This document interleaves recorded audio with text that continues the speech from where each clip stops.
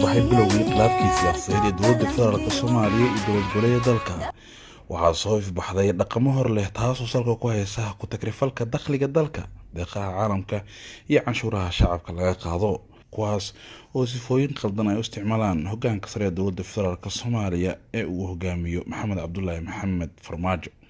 howlaha ugubka ah ee ay dowladdan soo kordhisay waxaa ka mid ah bixinta laaluush toos ah oo la siiyo dadka ka aragtida duwan si ay u hirgalaan damacooda gaarka ah. dhaqamadan waxay ka fuleen meelo kala duwan sida dowlad goboleedyada Galmudug, Hirshabelle iyo Koonfur Galbeed. falalkan waxaa garab socda handadaad iyo cagajugleen ku aadan haddii aad rabitaanka ka hor timaado in dhibaato ay ku soo gaarayso adiga iyo ehelkaagaba. dhacdooyinkan waxaa hoggaanka u haya oo ka shaqeeya agaasimaha NISA Fahad Yaasiin Xaaji Daahir iyo kaaliyaashiisa xiriirka koowaadna la sameeya dadka la doonayo in la soo gacan geliyo. 4 Maarso bishan aynu ku jirnay ee sanadda 2020 kooxdan waxa ay xiriir la soo sameeyeen taliyaha ciidanka daraawiishta Jubbaland ee degmada Afmadow Gaashaanle Mahad Maxamed Islaam. dadka la hadlay ee xiriirka loo sameeyay waxaa ka mid ah madaxweynaha Soomaaliya Maxamed Cabdullaahi Maxamed Farmaajo oo ay xiriirinayeen shakhsiyaad kale iyo sidoo kale taliyaha hay'adda nabad sugidda ee qaranka Fahad Yaasiin.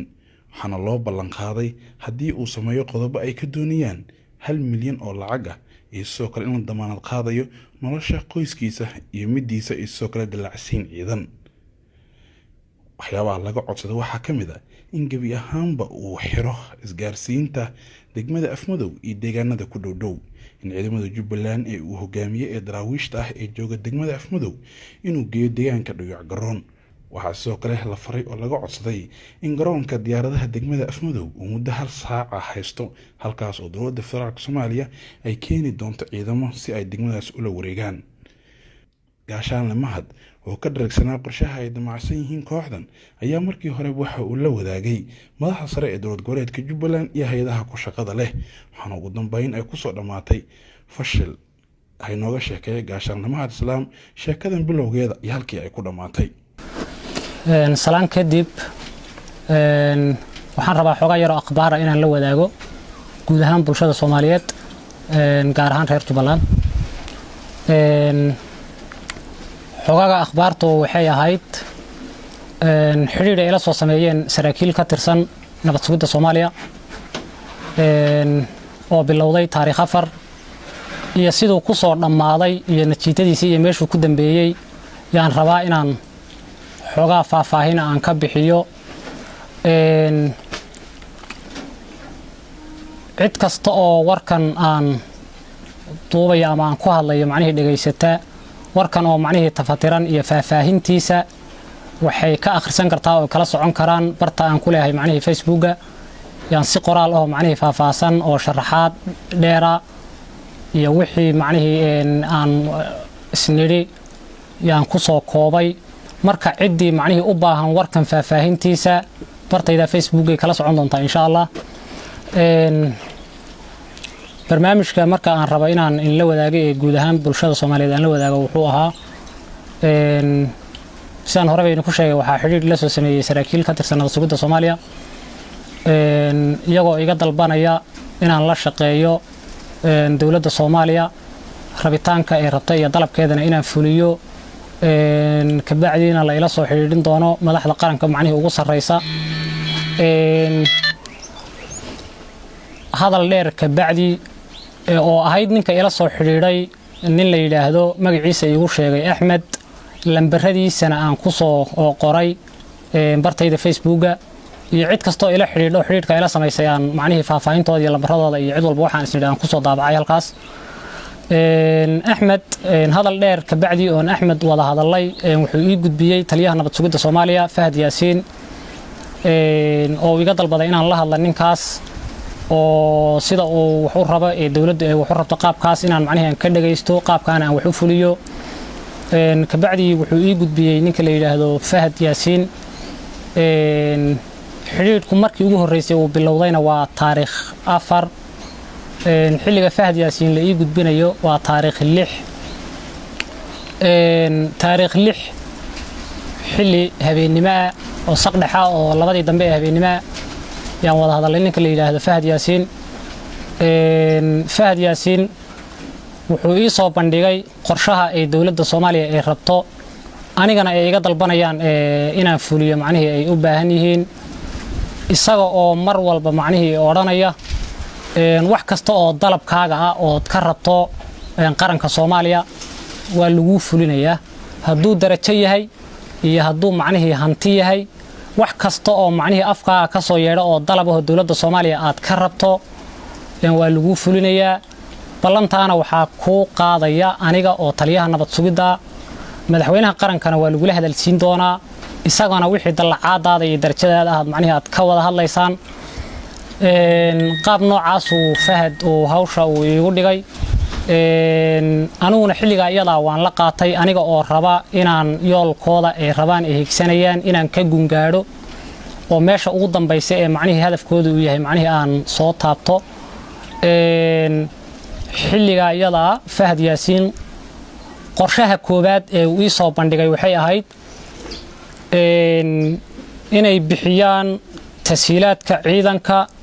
aan anigu mas'uulka ka ahay si loogu gacan geliyo ciidanka iyo hubka iyo gaadiidka aan hayo inaan dawladda dhexe macnaheedu aan u gacan geliyo ka bacdiina aan gaarsiiyo heer aan la dagaalamo macnaheedu maamulka Jubbaland aan ka hor imaado Fahad wuxuu yiri macnaheedu waxaan rabnaa ma hadow lambar 1 qodobku ila yimaadee koobaad waxaan rabnaa ciidankaaga inaad diyaariso shidaalka iyo tashiilaadka iyo mushaharka ciidanka iyo raashinkaba intaaba macnaheedu aan ka bixino inaad guurto oo tagta meesha la yiraahdo Dhuyac Garoon oo u maleynayo Afmadow inay u jirto 140 kilomitir qiyaasaan meelahaasaan qiyaasayo oo xagga xuduudka ka halkaasaan rabnaa inaad macnaheedu aad tagto halka marka tagto waxa ku iman doona oo soo degi doona diyaarad helicopter oo la socdaan niman saraakiil ciidan iyo injineero waxayna qiimeynayaan oo indhaynayaan meel laga dhiso garoon yar oo ay baldegi karaan diyaaradaha ciidanka lagu soo qaadi doona dhawaan injineeradaas markay ku yimaadaan qalabkii dhulka lagu hagaajin lahaa garoonka lagu xaaqi lahaa macnaheedu ay ku keenaan hadday suurtagal noqoto waxa laga diyaarinayaa meesha garoon yar oo macmala garoonka xilliga la diyaariyo ciidamada lagu keeni doona ka bacdi ciidamada xilligii meesha laga soo dejiyo waxa dawladda u sahlanaan doonta oo sameeynayna inaan qabsano meesha la yiraahdo Diif Doobley ilaa iyo Raas Kamboni guud ahaan xuduudka oo dhan qorshaha koobaad ee Fahad uu ila yimaaday sidaas oo ahaa runtii qorshahaas waan ka cudur daartay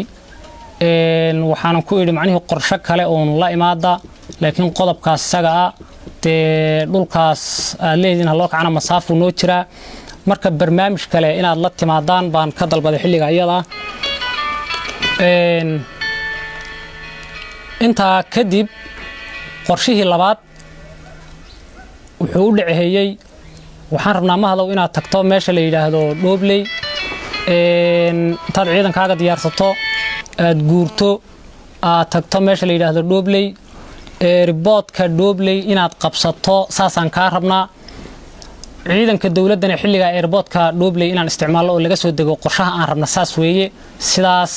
ma samayn kartaaba iyo iga dalbaday ninka la yiraahdo Fahad xaqiiqiyan runtii qodobkaas waan ka cudur daashay waxaan ku yiri meesha la yiraahdo Doobley amar la'aan xagga Jubbaland macnaheedu haddaan ku tago xilligan iyada waxa ku sugan madaxweynaha Jubbaland ammaankeeduna aad buu adag yahay goobta iyada ma tay karaan ku yiri waan ka cudur daashay ka bacdi wuxuu ii sheegay in qorshe kale ay qaadan doonaan oo dib la igu soo noqon doono abaar ka bacdi markuu iga maqnaaday wuxuu igu soo celiyay qorshu igu soo celiyay ninka la yiraahdo Fahad Yaasiin qorshahaas oo oranaya waxaan rabnaa ma hadow barnaamijkii macnaheedu Doobley loogu kiciyay iyo kii Dhuyac Garoon loogu kiciyay labadaba inaan ka baxno qorshaha dawladdu inay Kismaayo qabsato ama Doobley qabsato ama ay qabsato meesha la yiraahdo Gedo waxa uga muhiimsan meel walba inaan qabsano meesha la yiraahdo Afmadow waxaan rabnaa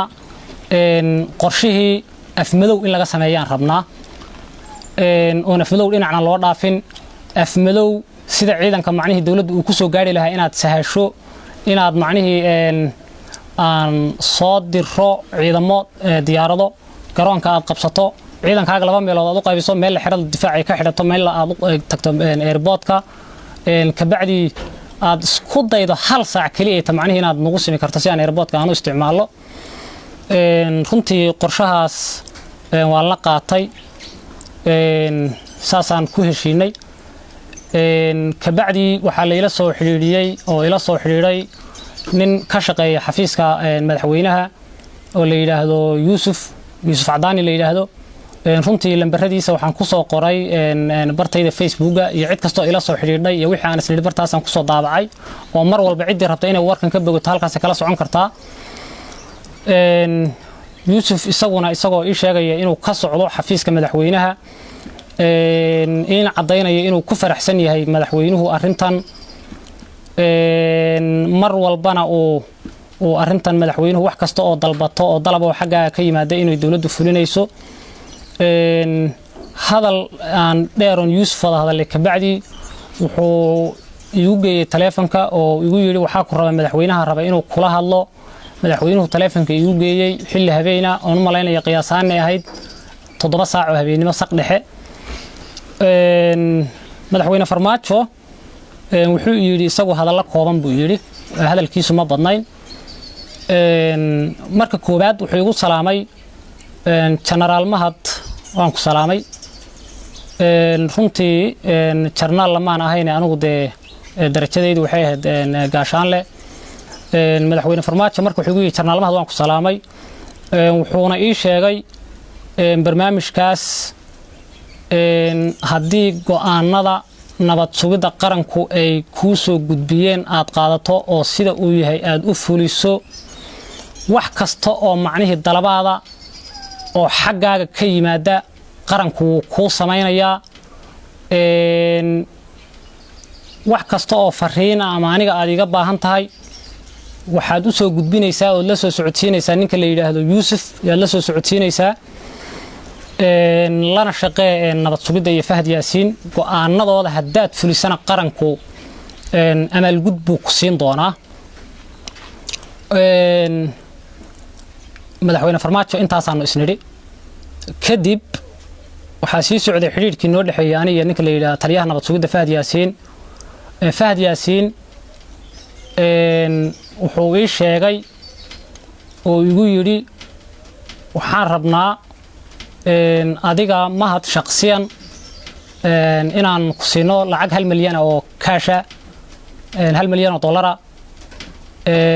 haddii aad cid aad isku halaynaysa ama aad taqaana ay jirto oo Muqdisho joogtana waad ii soo diri kartaa oo kugu wareejiyo 1 milyan waxaan ku ballan qaadayaa oo aniga iyo madaxweynaha qaranku baan ku ballan qaadaynaa inaan adiga iyo reerkaagaba Turkiga aan guriga kaaga iibino lacagta 1 milyan aan ku siino intaasaan ku ballan qaadaynaa bi ugu yiri wax kasta oo codsato oo naga codsatana waan ku fulinaynaa waxaan ka rabnaa inaad macnaheedu nin sargaal oo qarankiisa u shaqeeyo aad noqoto mana rabno ciidan ahaan Jubbaland inaad macnaheedu ciidanka qaab qabiil aad u dhisnaataan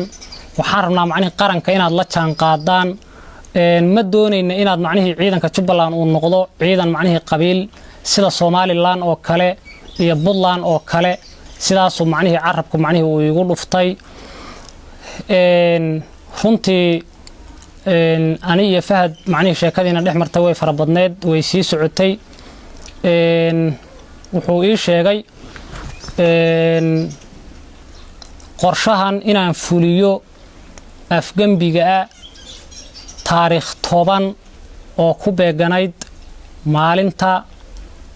taariikh 11 oo ku beeganayd maalinta Arbacada inaan qorshahan aan fuliyo qorshaha macnaheedu qaabka loo fulinayo wuxuu ahaa Fahad Yaasiin uu jeexay in xilliga qorshahan la fulinayo guud ahaan macnaheedu la jaro ruudka anteenada afmadow oo laga jaro macnaheedu afmadow laga damiyo guud ahaan wixii ka hooseeya afmadow ee macnaheedu qooqaani iyo taabta dhoobley iyo diif hoosingo intaasoo dhan macnihii anteenadooda in laga damiyo meesha la yidhaahdo afmadow kabacdiina horey waxaa u jirta in la ii weydiiyey macnihii inaan haysto turaayada macnihii satellite-ka macnihii ku shaqaysa aan una sheegay macnihii inaan haysto turaayada xilliga anteena la daminayo wuxuu ii sheegay inaan ka xidhiidhno turaayada inaan ka wada soconno oo turaayada ka wada xidhiidhno deegaankuna macnihii nadwaalaan ilaa xuduudka uu noqdo iyo dhulka macnihii madaxweynaha Jubbaland uu joogo uu nadwaagu uu ka go'o taariikhdu markay ahayd taariikh 9 waxaa dhacday haddaba inuu yiri macnihii waxaan ku soo diraynaa kharashkii aad ku fulin lahayd shaqada iyada tasiilaadkii baan ku soo diraynaa waxaan u baahanahay intaan kharashka aan soo dirin inaad dirsato kaarka turaayada oo meelihii aad ka soo gadan jirtay aad u dirsato waxay soo direen lacag $3,000 ah rasiidkeeduna ka yahay yay soo direen $3,000 waxay ugu tala galeen macnihii inaan ku dirsado kaarka turaayada oo turaayadiina waatan weeye aan ku shubto si dhawaan markii nadwaagu uu go'o macnihii aan uga wada hadalno turaayadan kabacdi haddana maalintii ka dambeysay waxay soo direen lacag $80,000 ah rasiidkeeduna waata iyadana waa $80,000 si fiicanna waxaad uga fiirin kartaan warqadda macnihii bartayda Facebooka $80,000 bay maalintii dambana soo direen kabacdi xawaalada lacagtii waan ka soo qaaday 3,080 total ahaan waxay isku noqotay $83,000 waxaanan si toos ah ugu wareejiyay wasaaradda maaliyadda Jubbaland yaan lacagtii u gacan geliyay xaqna u lahayd system ahaan inay iyadu maamusho inta kadib waxaa jiray oo xogta macnihii mar walba aan la wadaagayay oo formationka aan la wadaagayay madaxweynaha Jubbaland iguna amray xilligaas inaan joojiyo xiriirkooda marka barnaamijkii saasuu ahaa sidaasay ku soo dhamaatay sheekadii na dhex martay aniga iyo fila Soomaaliya wixii akhbaar ah kale ka kala tagayna waxaad kala socon kartaan qoraalka aan sameeyay mana aha wax iska been abuur ah oo cid raba inaan ku xadgudbo waa wax cadaynteeda ay tahay oo xawaaladihii lacagta lagu soo diray iyo rasiidkii lacagaha taa uu yahay weeye marka waxaan rabaa guud ahaan bulshada Soomaaliyeed inay sidaa ula socoto gaar ahaan reer Jubbaland waxaan ka digayaa shacab iyo ciidan iyo maamul dhammaantiin inaan la kala dhexgelin waad aragtaan qaabka ay wax u socdaan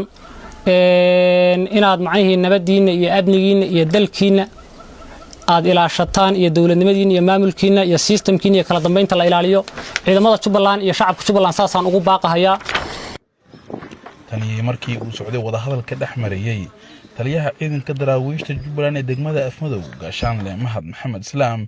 iyo saraakiisha ka socotay hay'adda nabad sugidda qaranka iyo madaxda sare ee dowladda federaalka Soomaaliya waxyaabaha loo sheegay taliyaha waxaa ka mid ahaa in haddii uu fulin waayo dalabaadka ka imaanaya saraakiisha sare ee dowladda federaalka Soomaaliya iyo xafiiska hay'adda nabad sugidda iyo sirdoonka qaranka uu wajahayo caqabado badan haddii uu fulin waayo dalabaadka loo soo bandhigay waxyaabaha loo sheegay waxaa ka mid ahaa in haddii rabitaankooda uu meel marin waayo uu wajahaya caqabadii uu wajahay wasiirka amniga Jubbaland Cabdirashiid Xasan Cabdinuur Cabdirashiid Janan waxa ay dul istaageen oo ay sharaxeen xaaladda Cabdirashiid Janan iyagoo sheegay in Janan lagu haysto kaliya inuu fulin waayo rabitaanka dowladda federaalka Soomaaliya xilligii doorashada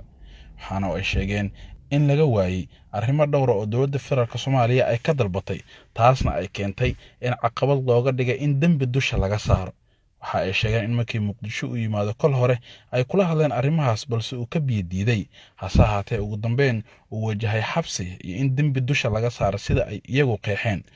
waxaana ay fariin dadban u direen taliimahad oo ay leeyihiin haddii heshiiska naga aad diido waxaad wajahaysaa caqabada hadda uu wajahayo wasiirka amniga Jubbaland Cabdirashiid Xasan Cabdinuur oo ay dusha ka saareen dambi uusan lahayn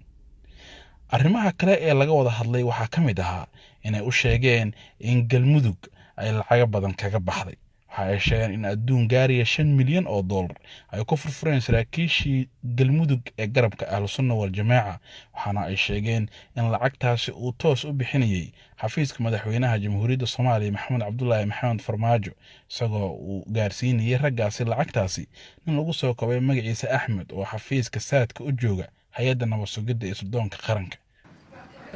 waxaa kaloo ka mid ahaa erayada uu yidhi taliyaha nabad sugidda macnihi Fahad Yaasiin ma rabna buu yidhi inaad qaado jidkii Cabdirashiid Janan uu qaaday oo kale ee uu hadda u dhimanayo oo ahaa buu yidhi macnihi ballan uu nala galay ka bacdiina uu ka baxay oo sidii loogu talagalay macnihi uusan waxba uga qaban oo u fulinin taasoo ahayd macnihi doorashadii Jubbaland oo la rabay inuu macnihi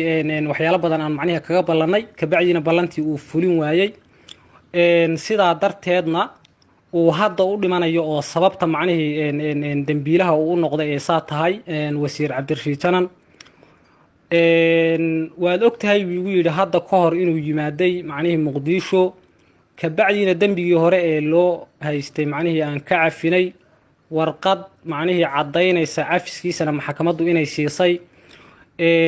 markan dambe waxa loo haystay loo baadi goobayo ee uu xidhnaa xamar uu xidhnaa hadda macnihi loola dagaalamay sababta ballanta uu nagaga baxay weeye marka sidaa daraadeed ma rabno inaad wadadii Cabdirashiid Janan oo kale aad qaado sidaana dambiile aad ku noqoto sida ninkaas oo kale intaana waxa iigu daray taliyaha nabad sugidda Fahad Yaasiin waxaa kale oo iyaduna jirtay oo ninka la yiraahdo Axmed ninka lacagta soo diraya uu igu yiri oo hadaladiisa kamid ahaa ma hado hadda ka hor buu igu yiri waxaan hawlgalkii galmudug waxaan anigu gacantayda ku diray buu yiri oo saraakiishii ciidankii galmudug shaqada fulinaysay aanu diray lacag 5 milyan oo dollar intaana waxa igu daray ninka la yiraahdo Axmed aan jeclaan lahaa inaan baaq u diro oo la hadlo beesha caalamka deeqaha Soomaaliya macnihi beesha caalamka bixiya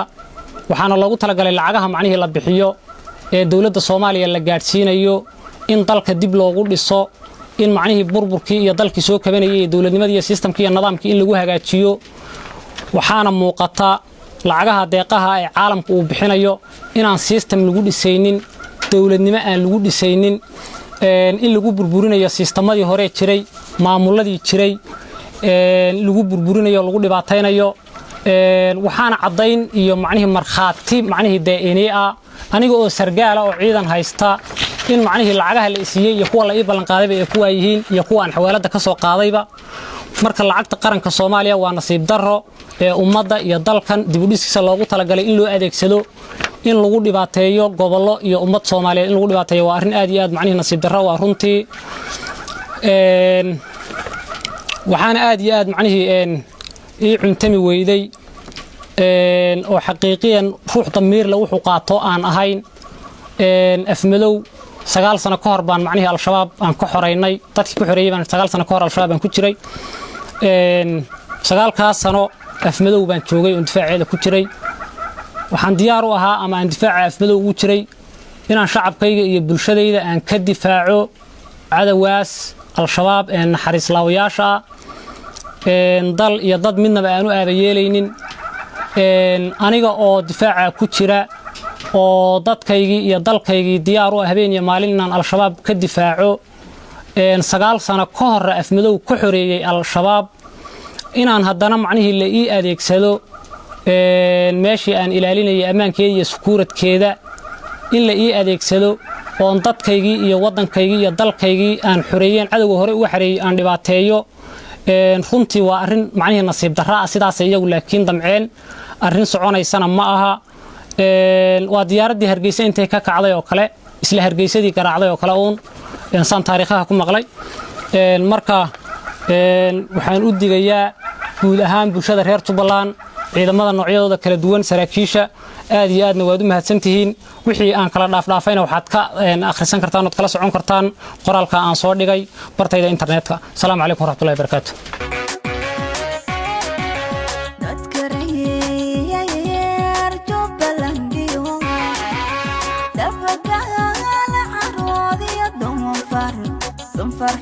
lama laayo balse way diidayaan yalidiin dabdablaynin agaldahaaciyayaasha iska daha in la doortee war hoyaa la damiinan isku soo wada duubo aanu jayay dada dooxo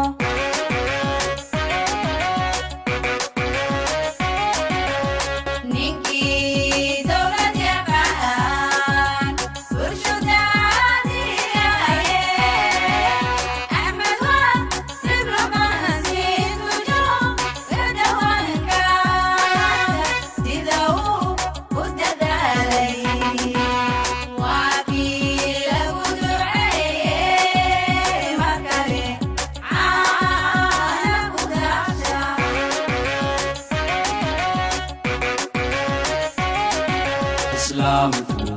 waa dar ilaahay iyo daacad shaqayne waa niman danta guud inaan dowlad ahaano wax ku doorsanahayne idinkoo isku duuban dibu doorashadiisa kulligiin